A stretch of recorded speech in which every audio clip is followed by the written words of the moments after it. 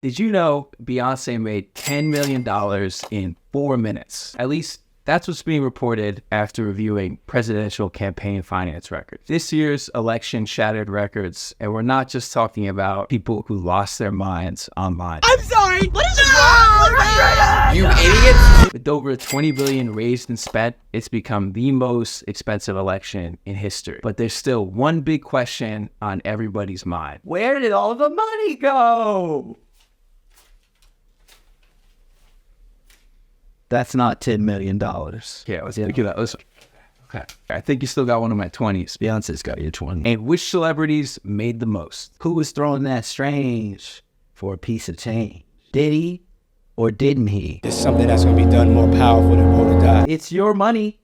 You donated, so you might as well know where it went. Don't worry, because Sad Money's got you covered. Sad Money boys! I don't know which camera. To uncover the truth, we need to follow the money. But before we get to where the money went, we got to talk about where the money came from. Kamala's campaign raised over $1 billion through mid-October, which was nearly triple the amount that Trump's campaign raised. But outside spending was a very different story. Super PACs representing both campaigns each raised over $1 billion. Did you say Tupac? No, Super PAC, really. And dark money played a very significant role here. Did you hear that? What? Every time you say dark money, I don't hear it. Dark money. you really don't hear that. Dun, dun, dun. There it is again. Maybe I'm losing my mind. Maybe you are. At first glance, this cycle's money was raised by, shocker, the nation's wealthiest individuals. About 44% of all the money raised for Trump's campaign came from just 10 individuals. Mega donors. Trump and his affiliated groups took in $481 million from these 10 individuals, including $118 million from Elon. Elon. You mean that guy that's got booty do? What's booty do? Booty do is when your stomach stick out further than your booty do. I understand it now. I understand it now. The techno king was outdone by only one other individual, Timothy Mellon. You know, the Mellon in BNY Mellon. You know, the grandkid to former Treasury Secretary Andrew Mellon. By contrast, Kamala's top 10 donors came from people like Dustin Moskowitz, who donated $38 million, which only accounted for 8% of her total campaign money raised. Holy smokes, Mikey, that's a lot of money. About half of her campaign committee funds, over $400 million, came from small donors, giving just under $200. That's folks like you and me. So she really is about the people, at least when it comes to campaign finances. Wow, $200. That's money I could have spent helping a small business, like OnlyFans. And that's another thing. Are these really donations? Because here at Sad Money, we like to think of them as what they really are, investments. While these numbers from billionaires look and sound big on the surface, the truth is the money that came from dark money dwarfed all of them. You heard it. I know you heard it. So what is dark money? I think I heard it that time. Dark money?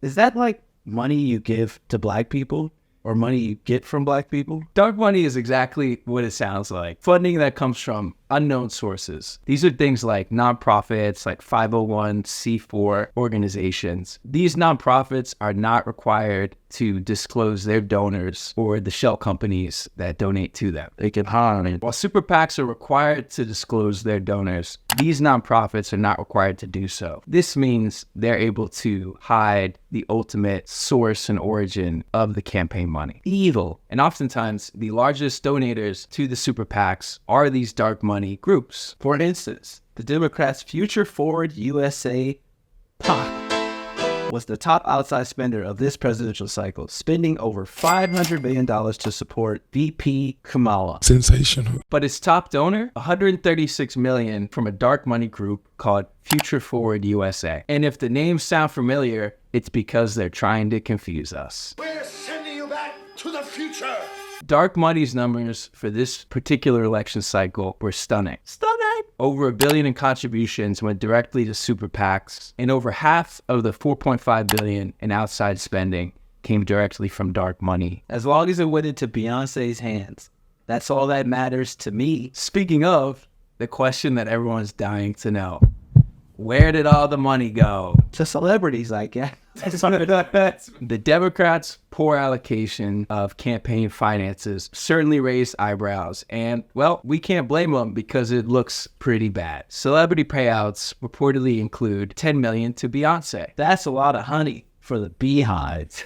$5 million to Megan Thee Stallion, $2.3 million to Lizzo, $1.8 million to Eminem. That's because he's white and a straight male. While all of these are just fake news, reports unverifiable until future FEC compliance should have available. Come on, everybody knows they're lying. The celebrity payment. Let's look at Oprah, everybody. Come on, Oprah. Tell us what's going on here. Oprah received over $1 million through her production company, Harpo Productions, though this was for allegedly production costs. Production costs. Oh, is it true that they paid you $1 million for the endorsement for Kamala?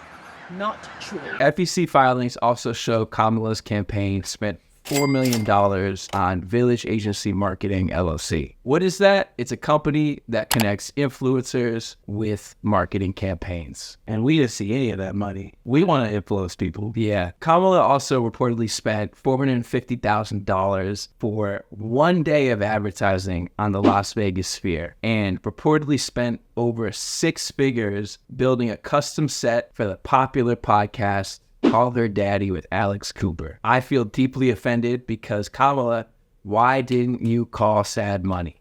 We would have been there for you. Yeah, you pay DJ Academics, which is crazy. Because to me, he looks like Chippendale's Rescue Rangers. He has to stretch his screen so he can fit inside it. He lost Drake the beat. What are you doing? On the other hand, Trump did not have to pay to do his podcast Red Pill Temple Run with the Rogan Sphere. We're talking Joe Rogan, Theo Vaughn, Andrew Schultz, Patrick Bet-David, The Undertaker's podcast. That's a lot of sponsorships for Hims and Dollar Shave Club. That's right. Celebrity endorsements will always grab attention, but it doesn't mean you'll win an election, even if you outspend someone 5-1. Fact is, it's getting harder and harder to track where the money is going and coming from. Intense. Probably not going good places. But one thing remains certain: if we the people want to win influence back from corporations, billionaires, and techno kings, we need to require serious campaign finance reform for all future elections. There won't be another election. Let's be honest, we don't need any more elections. I told you, you'll never have to vote again. Okay, folks?